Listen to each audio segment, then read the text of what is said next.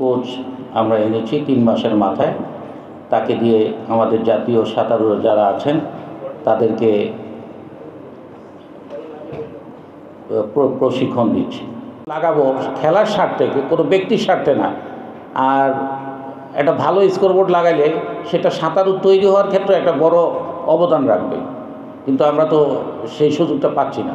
ওইটা সাইড পাওয়ার টেক ছিল, কিন্তু ওনারা এই ৫ই আগস্টের পরে আর আমাদের এখানে করেননি। যেহেতু আমার আজকে স্পন্সর প্রতিষ্ঠান ম্যাক্স, আমি সেখানে অন্য কোনো প্রতিষ্ঠানকে আসলে আনতে চাচ্ছি না। যদি ওনারা ভবিষ্যতে আসেন, ইনশাল্লাহ ওই সময়টা আমরা ওনাদের কি করেছেন, আমাদেরকে যতটুকু সাপোর্ট দিয়েছেন সেটা আমরা অবশ্যই মূল্যায়ন করব। Gold's Gym across 30 plus countries with over 700 plus locations worldwide. Train anywhere, belong everywhere.